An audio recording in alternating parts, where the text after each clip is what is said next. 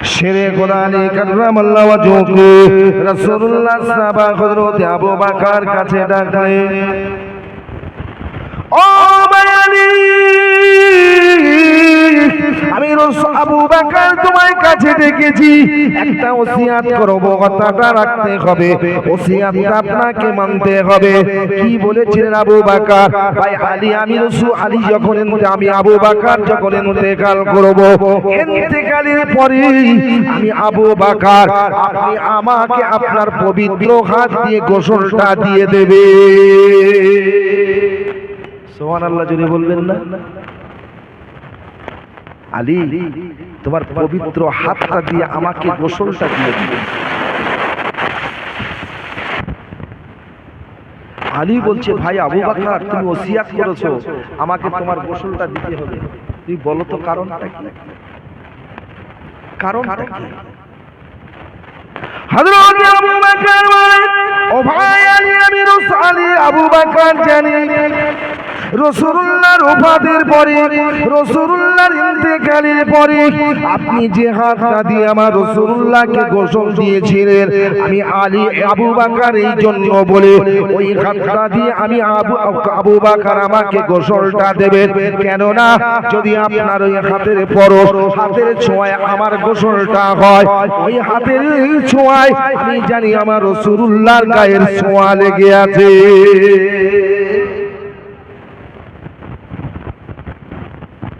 ওই হাতটা তো নবীর গায়ে হাত দিয়েছিলেন, ওই হাতটা দিয়ে আমার শরীরে ঘষে দেবেন, তাতে লাভ কি হবে? আচ্ছা আপনারা বলুন তো, আলীর হাতে রাসূলুল্লাহর গায়ের ছোঁয়া, আর ওই ছোঁয়া যদি কারুর গায়ে লাগানো হয়, তার গায়ে নবীর ছোঁয়া লাগবে না লাগবে না?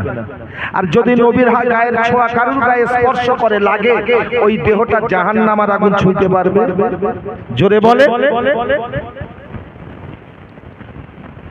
যে ইহুদিরা আজকের বর্তমানে গাজার নিরীহ মুসলমানদেরকে, হাজার হাজার মুসলমানদেরকে শহীদের পানি পান করিয়েছে, ছোট থেকে বড়, তাই তো নাকি? যুদ্ধ এখনো চলছে, এখনো চলছে। ওই ইহুদিরা আজ যুদ্ধ শুরু করেনি, নবী পৃথিবীতে আসেনি তার আগে থেকে রাসূলের সঙ্গে ওই ইহুদিরা যুদ্ধ শুরু করে দিয়েছে। আমাকে যখন না পেয়েছে বাড়ি গিয়ে পুলিশ, তখন আমার বাবাকে ধরেছে, তোর তো ছেলে, চল, ছেলে যতক্ষণ হাজির না করবি ততক্ষণ তোকে ছাড়বো না। আবু বকর আর রাসূলুল্লাহর শত্রু ইহুদি, এই ইহুদিরা আজ যুদ্ধ শুরু করেনি, নবীর আগমনের আগে থেকে শুরু। কারণ আবু বকর একদিন জঙ্গলে বেড়াতে গিয়েছিল, আর আবু বকরকে ইহুদিরাকে চিনতে পেরেছিল। নিশ্চিত এই হযরত আব্দুল্লাহর ঔরস থেকে আখির জামানার নবী তাশরীফ আনবে, গাছের গোড়াটা যদি কেটে নির্মূল করে দিতে পারি, মুহাম্মদ আর পৃথিবীতে আসতে পারবে না। তাই জঙ্গলটা ঘেরাওয়া করলো, আমার আল্লাহ ফেরেশতাদের হুকুম দিল। সেদিন জঙ্গলের ভিতরে আবু আলীকে সাহায্য করার মতো কেউ ছিল না, কিন্তু ছিল কে? জোরে বলে। আজও ভারতবর্ষের মুসলমানদের সাহায্য করার মতো কোন নেতা, কোন পার্টির সদস্য নেই, কিন্তু মুসলমানদের সাহায্য করার মতো একজন আছে না নাই? কি আছে? জোরে বলেন। আল্লাহ সাহায্য করতে পারবে তো? কথা বলেন। গ্যারান্টি দিয়ে বলবো, যদি আমরা আল্লাহ তার রাসূলের আদর্শ মেনে চলি, নিশ্চিত আমাদের জন্য আল্লাহ থেকে ফেরেশতার দ্বারা সাহায্য আসবে আসবে আসবে, এতে কোনো সন্দেহ নেই।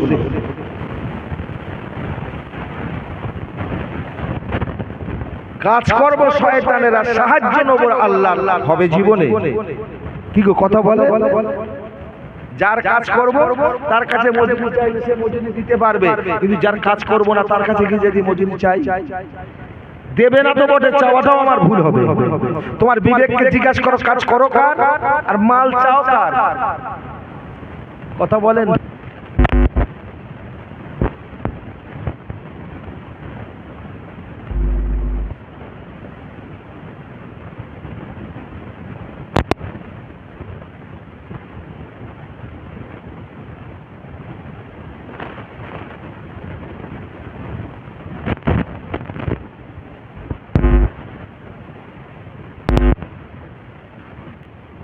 কাজ করবি, তবে তুই আল্লাহর থেকে হেল্প, সাহায্য পাবি। তুই আল্লাহর না কাজ করে করে আমার দোকানে বেচা কেনা ভালো হবে, এত সহজ নয়। অসুবিধা হচ্ছে আপনাদের? বিশ্বাস করুন, আমি যে কথাটা বলছি আপনাদের বোঝানোর জন্য শুধুমাত্র। কি বলছিলাম বলেন বলেন।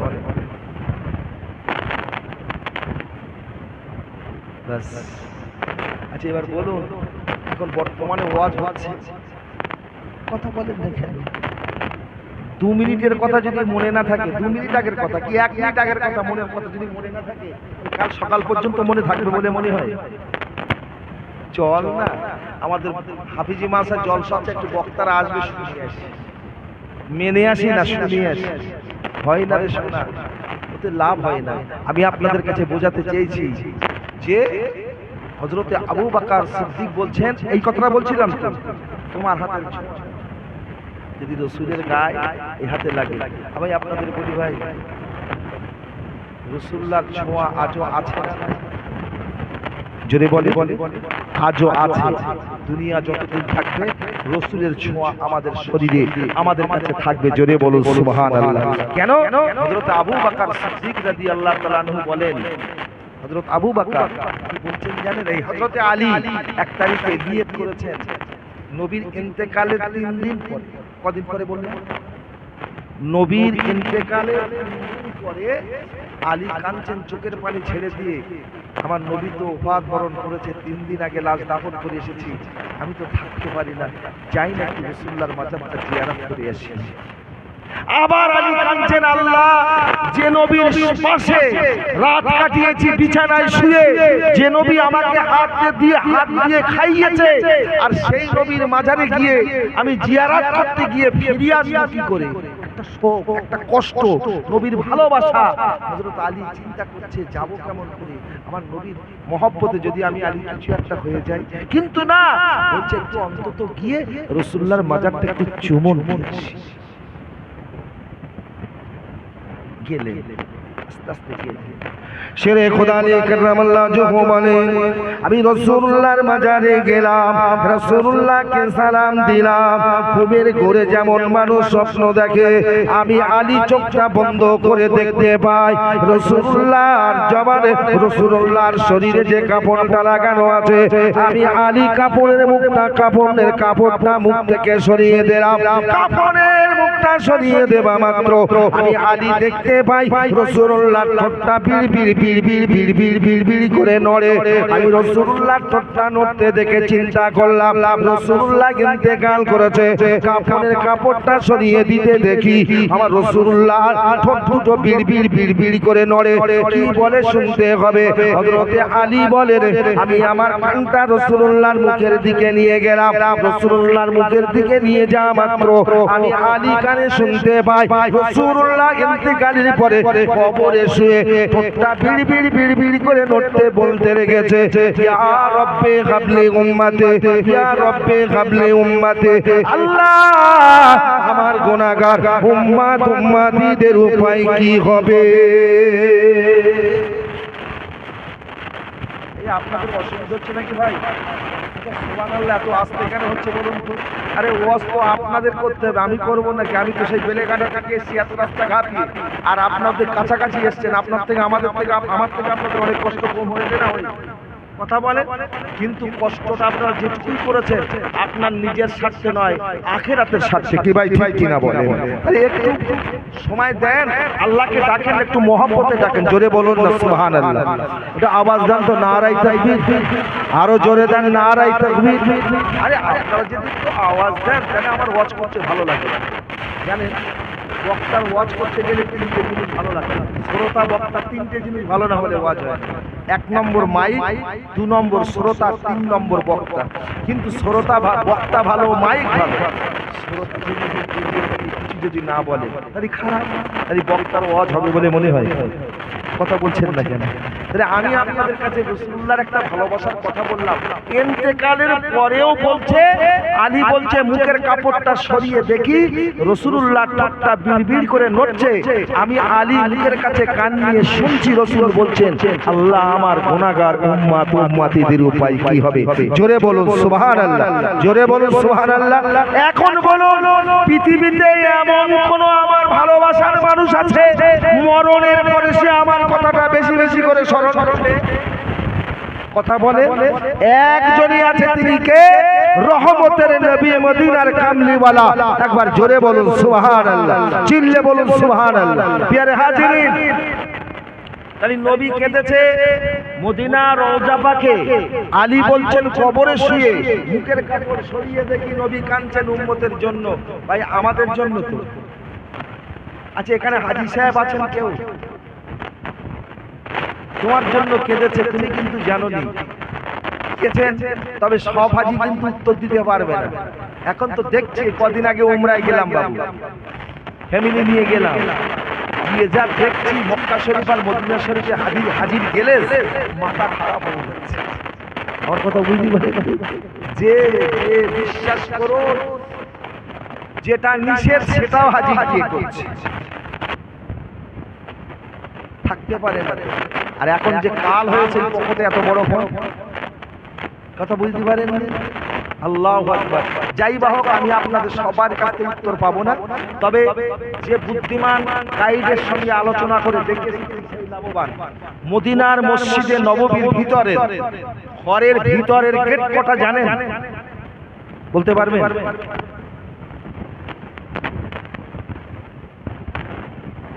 বাবুস সালাম থেকে শুরু, 1 নম্বর বাবুস সালাম যে গেট দিয়ে রাসূলুল্লাহর মাজারে ঢোকা হয়, ওটা হলো 1 নম্বর গেট।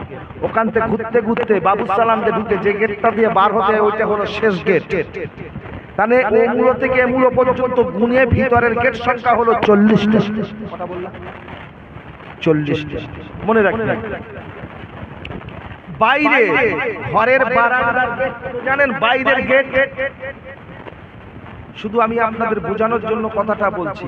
তোমার মুখে নবীর এইরকম একটা কথা শুনে সুবহানাল্লাহ নেই, আর নবী যার জন্য কাঁদেনি, একবারও তার কথা মনে করেনি, তারা নবীকে কত ভালোবেসেছেন। ভাই বাইরের গেট সংখ্যা হলো 310টা। কথা বললাম 310। মদিনার মসজিদে নববীর পাশে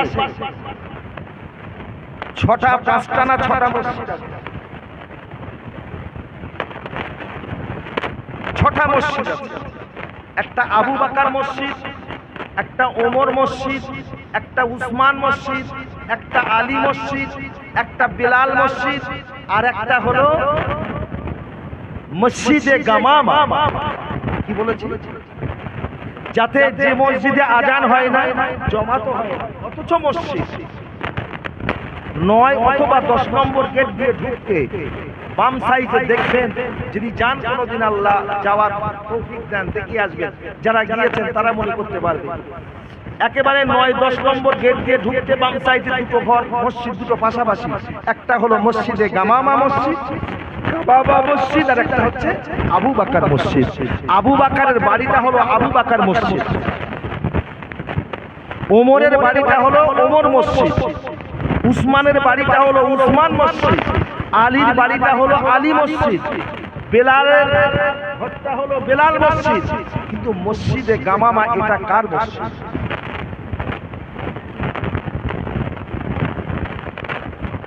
শুনবেন আপনারা এই কথা বলে?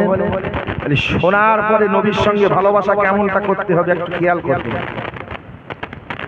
গামামা শব্দের অর্থ হলো মেঘমালা। কি বলেছি? আম্মা জান্নাত আয়েশাতুল হুমায়রার ঘরে রাসূলুল্লাহ আরাম করতেন। দিনের দাওয়াত দেওয়ার জন্য ঘর থেকে যখন বেরিয়ে যেতেন, রাসূলুল্লাহর মাথায় একখণ্ড মেঘমালা ছায়া করে যেতেন। আবার নবী যখন সফর থেকে ফিরে এসে আম্মা জান্নাত আয়েশার ঘরে ঢুকে যেতেন, মেঘমালাগুলো যারা মাথায় রাসূলকে ছায়া করেছিল চিন্তা করতেন, এখন নবী ঘরে প্রবেশ করেছে, আমরা মেঘমালা এখন কোথায় যাব? আবার পরক্ষত নবী বার হলে রাসূলুল্লাহর মাথায় আবার মেঘখণ্ড দাঁড়িয়ে ছায়া দিতে হবে। তাই মেঘমালাগুলো কোথাও না গিয়ে ওই আরকিনাজি জায়গাটা মসজিদে গামামা বলেছি মেঘের মসজিদ, ওই মেঘমালাগুলো যে জায়গায় দাঁড়িয়ে নবী বার হলে আবার ছায়া করবে অপেক্ষা করেছিল, ওই জায়গায় সাহাবায়ে কেরামের একটা মসজিদ তৈরি করেছে, মসজিদে গামামা।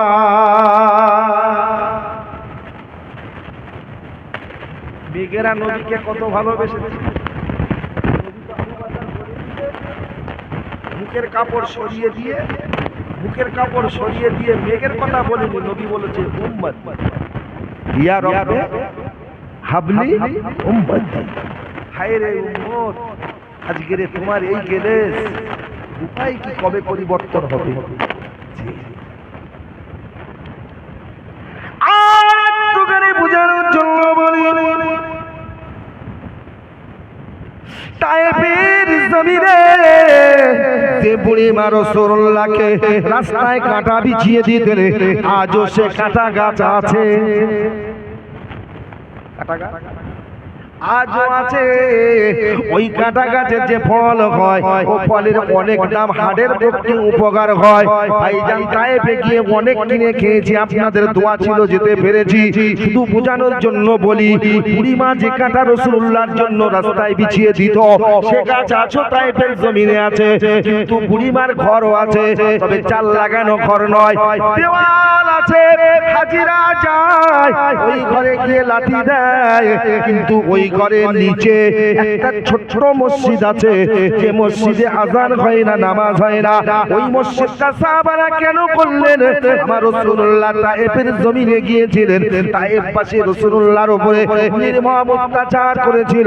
নবী আমার আঘাত খেয়ে যে জায়গায় বেহুশ হয়ে পড়ে গিয়েছিল, আসার পরে রাসূলুল্লাহ আসার পরে দাঁড়িয়ে আল্লাহকে খুশি করার জন্য কাবার দিকে মুখ করে দুই রাকাত শুকরিয়ার নামাজ আদায় করেছিলেন।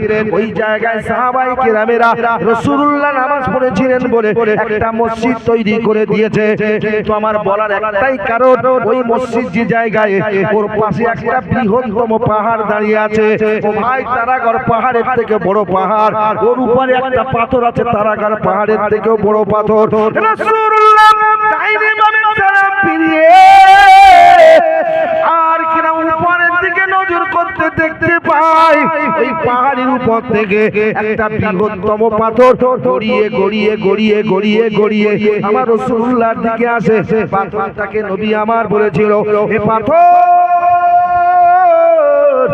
তুমি তো ছিলে, তোমার জান আছে, তুমি তবে জলপথ আপনার, তোমার আর কিনা হেঁটে আর চলার ক্ষমতা নাই। কিন্তু তুমি পাথর যেখানে ছিলে সেখান থেকে গড়িয়ে গড়িয়ে হেঁটে হেঁটে আমার দিকে আসো কেন? আল্লাহ কি তোমায় হুকুম করেছে আমাকে চাপা দিয়ে মেরে ফেলে দিতে?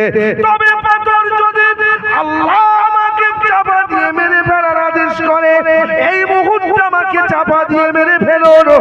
আর যদি আল্লাহ না আদেশ করে তায়েফবাসী মারার জন্য, আমি রাসূলুল্লাহ আমার জন্য পাথরটা ছেড়ে দেয়, তুমি যেমন আছো তেমন থাকো, 1 ইঞ্চি বেরিও না, 1 ইঞ্চি এগিয়েও না। ভাই, আপনারা গেলে দেখতে পাবেন, যারা গিয়েছেন দেখে এসেছেন, পাহাড়ের গায়ে ফল যেমন গাছে বোটায় বেঁধে ঝোলে, পাহাড়ের গায়ে ওই শূন্য বৃহত্তম পাথরটা ফলের মতো আজও ঝুলতে লেগেছে। সুবহানাল্লাহ বলবেন না?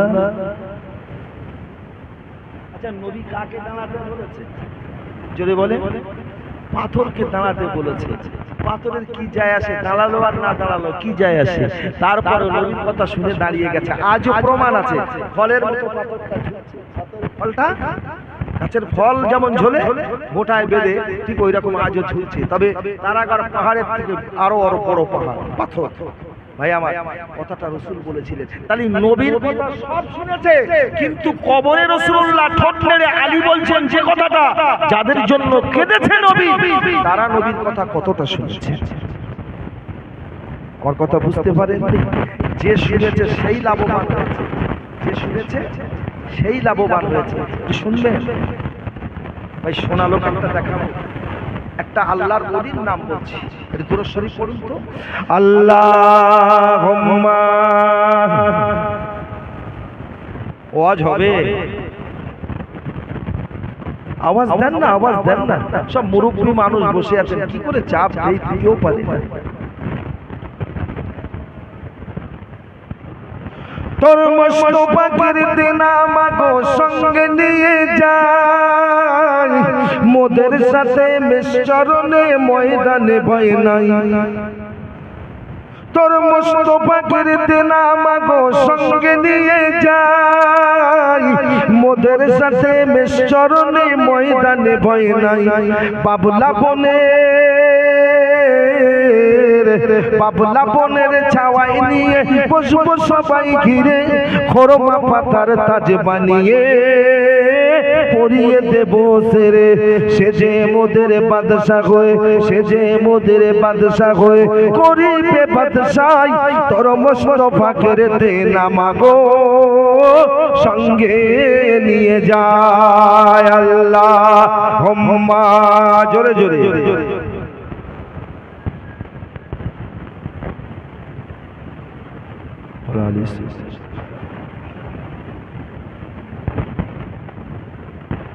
খেতে দেব খাজুর মাটি খুদা যদি পাই।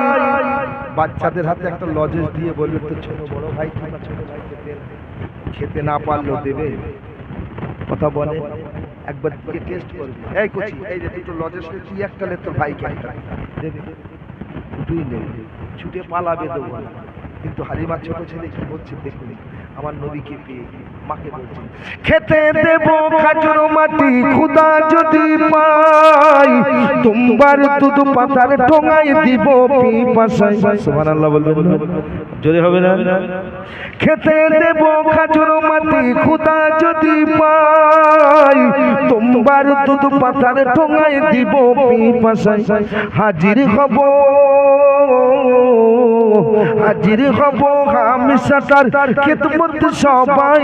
তোর মোস্তফাকে দে নামাগো সঙ্গে নিয়ে যায়। আল্লাহুম্মা সাল্লি আলা মাওলানা মুহাম্মদ ওয়া আলি সাইয়্যিদিনা।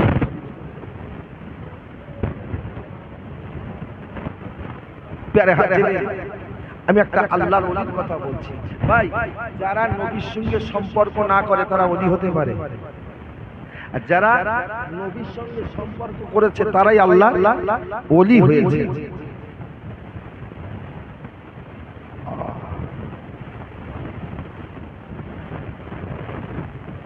নাম হলো সুলাইমান জাজুরি রহমাতুল্লাহ আলাইহি। কি নাম বলেছে? সুলাইমান জাজুরি রহমাতুল্লাহ। 18 বছর চলতো। কত বছর? 18 বছর। কিন্তু জঙ্গলে তো পানি মেলানো দুষ্কার। অক্তে অক্তে ওযু করেছেন, আর এক ওয়াক্ত নামাজ কাজা না, সম্পূর্ণ নামাজটা সম্পূর্ণভাবে আদায় করেছেন। এখন আপনারা বলুন, ওই কলে পানি দেখা যাচ্ছে, পানি আছে, পানি দিয়ে ওযু করলে ঠান্ডা লাগবে। এখন যদি আপনি তায়াম্মুম করে নামাজ পড়েন পানি থাকার পরে, নামাজ হবে? এখন কিছু সুযোগ সন্ধানী আছে, শরীরে কোনো রোগ নেই, পানি থাকারই ডাক্তার কোথাও দেয় না। আমি বুঝবো, এলাকার মানুষ বুঝবে, কিন্তু আল্লাহ বুঝবে। পানির সন্ধান আর ওযু করে নামাজ আছে। রাসূলুল্লাহ মিয়ারাজে গেলেন, জান্নাতে ঢুকলেন, ঢোকার পরে জিবরাইলকে আচমকা ডাকছেন, আনন্দ ভরে ঢুকেছেন।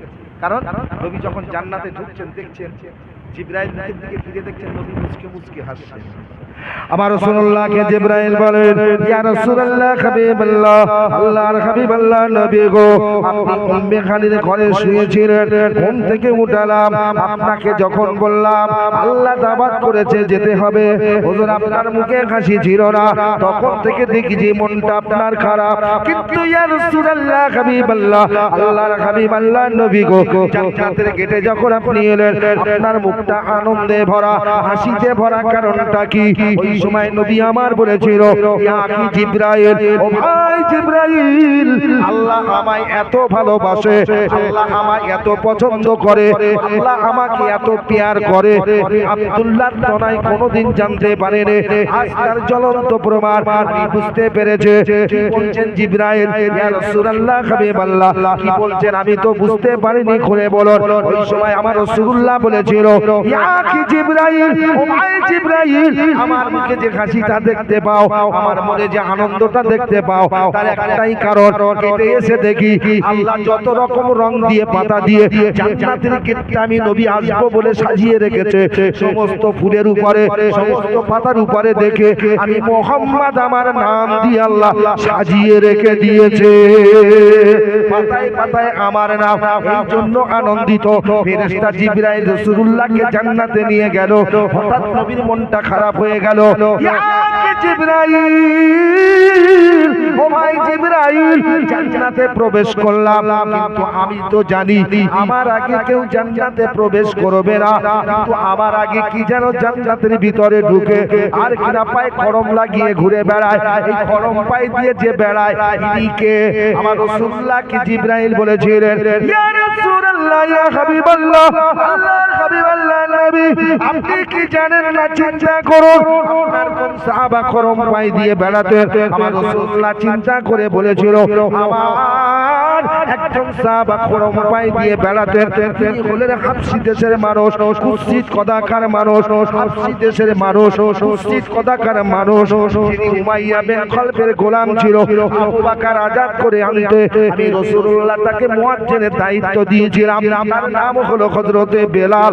আমার রাসূলুল্লাহকে জিবরাইল বলেছিলেন, ও ইয়া রাসূলুল্লাহ, ইয়া হাবিবাল্লাহ, আল্লাহর হাবিবাল্লাহ নবী গো, আপনি জান্নাতের ভিতরে প্রবেশ করবেন, আপনাকে একটা গান মিউজিক শোনাতে হবে, না শোনালে মনটা আনন্দিত পাবে না, আনন্দ পাবে না। তাই আল্লাহ পাক আপনার প্রিয় সাহাবা বেলালের পায়ের খড়মটা আপনার জন্য মিউজিক লাগিয়ে আনন্দ দিতেছে। আমার রাসূলুল্লাহ ফিরে এসে জিবরাইলকে, হযরতে বেলালকে জিজ্ঞাসা করেছিলেন, ও বাবা বিলাল, আমি রাসূলুল্লাহ ফেরেশতা জিবরাইলের সঙ্গে জান্নাতে প্রবেশ করতে তোমার খড়মের আওয়াজটা আল্লাহ মিউজিক করে আমাকে শুনিয়ে আনন্দ দিয়েছে। তবে বাবা বেলাল, কি এমন তুমি আমল করেছো? হুজুর, আমি তেমন কোনো আমল করিনি। বাবা বেলাল, বলো কি আমল করেছো? ইয়া রাসূলুল্লাহ, হাবিবাল্লাহ, আমি যখনই ওযু করি, ওযু করার সঙ্গে সঙ্গে তাহিয়াতুল ওযুর 2 রাকাত সুন্নাত নামাজ আদায় করি। মসজিদে যখন যাই, আমি আর কিনা মসজিদে যাওয়া মাত্র মসজিদের একটা নামাজ আছে যেটাকে দাখুলুল মসজিদ বলা হয়।